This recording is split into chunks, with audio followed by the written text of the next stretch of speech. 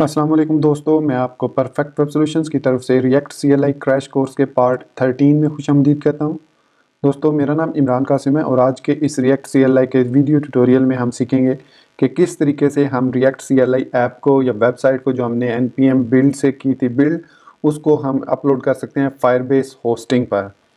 तो last video tutorial में हमने देखा था कि किस तरीके से हम गिटहब पेजेस पर अपनी वेबसाइट, स्टैटिक वेबसाइट को या रिएक्ट वेबसाइट को अपलोड कर सकते हैं। तो आज के इस वीडियो ट्यूटोरियल में हम फायरबेस पर अपनी वेबसाइट को होस्ट करना सीखेंगे फ्री ऑफ कॉस्ट।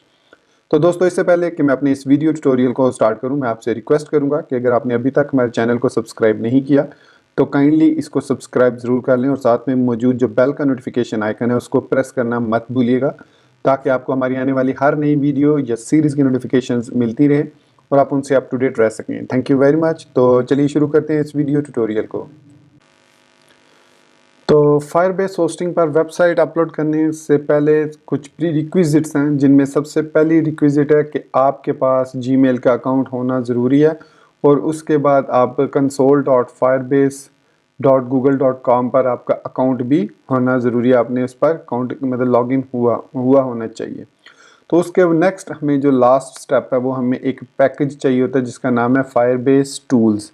उसको हमने ग्लोबली इंस्टॉल करना है अपने सिस्टम में। तो उसको इंस्टॉल करने का तरीका सिंपल है, sudo npm लिखेंगे तो आपके पास तो डेफिनेटली npm लिखने के बाद अगर आपके पास विंडोज़ है तो डेफिनेटली sudo नहीं लिखेंगे, simply npm install -g Firebase -tools लिखकर एंटर प्रेस करेंगे और इसको इंस्टॉल कर लेंगे। तो जो लिनक्स और मैक के यूज़र हैं वो sudo लिखेंगे, तो इसको इंटर प्रेस करेंगे तो इंस्टॉल हो जाएगा। उसके बाद आप फायरबेस -- वर्जन लिखेंगे तो आपके पास जो भी करंट वर्जन होगा वो यहाँ पर आ जाएगा। मैंने ऑलरेडी इसको इंस्टॉल किया हुआ है।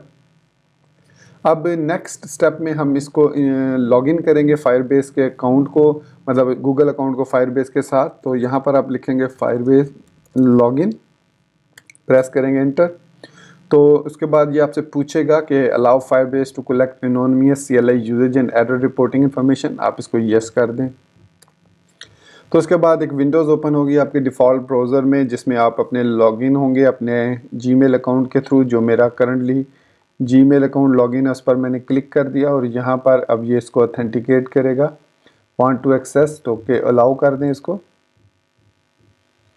तो इसके बाद आपके पास ये मैसेज आएगा Firebase CLI login successful woohoo, so you are logged into Firebase command line interface, you can immediately close this window and continue using CLI। इसको क्लोज कीजिए, वापस आइए तो यहाँ पर आपके देख सकते हैं कि आप कहेगा कि सक्सेस लॉग्ड इन एज जो भी आपका ईमेल एड्रेस है। उसके बाद अगर आप फायरबेस लॉगिन लिखेंगे तो आप कहेगा कि you are already authenticated, so already logged in as this email address, so you mean you are already authenticated। अब आपने लिखना है firebase init।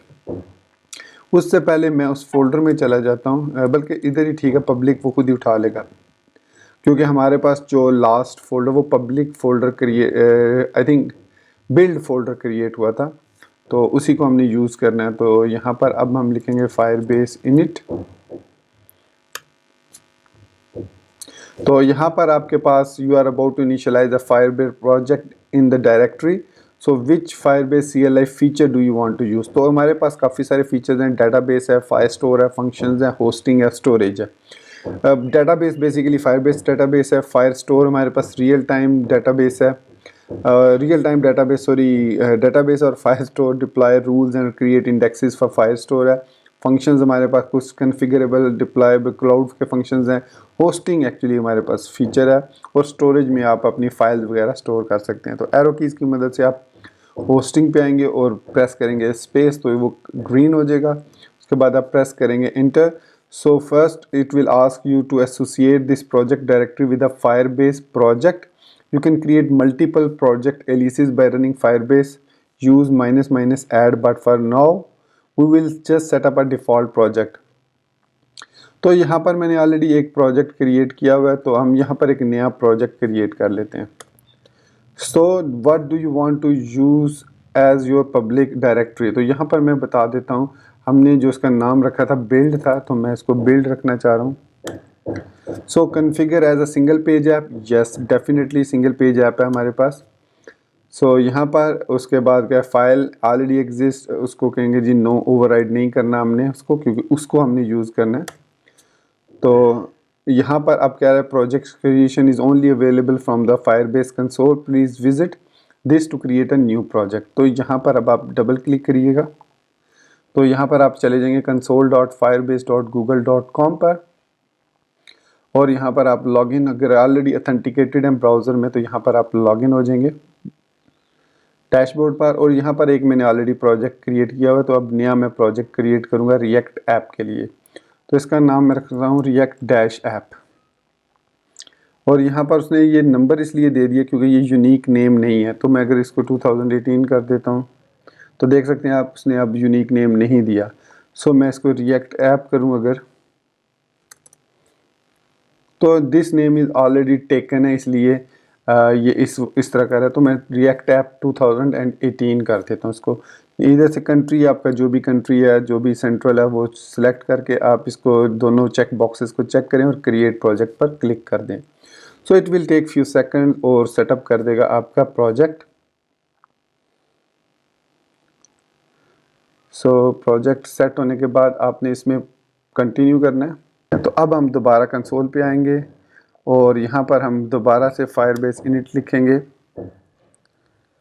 तो इसके बाद दोबारा से होस्टिंग सेलेक्ट करेंगे और यहाँ पर अब मैं देख सकते हैं कि रिएक्ट ऐप 2018 यहाँ पर लिखा हुआ आ रहा है। मैं इसको सिलेक्ट करूँगा।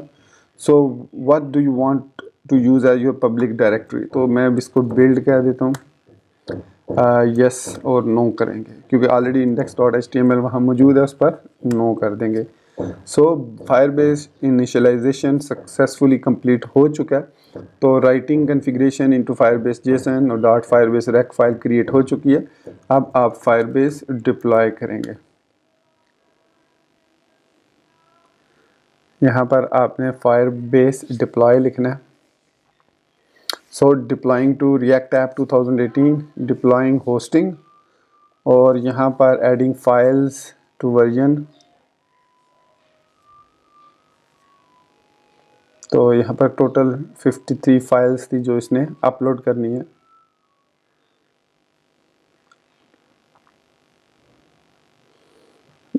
Just wait and see, 98% done हो गया। So hosting created, finalizing version, file uploaded, releasing new version. So अब आपकी जो ऐप है वो ये वाली बन गई है, hosting URL react app 2018 firebase.com। इसको आप डबल क्लिक करके ओपन करें और यहाँ पर आपने देख सकते हैं कि सक्सेसफुली हमारी जो ऐप है वो अब फायरबेस पर होस्ट हो चुकी है।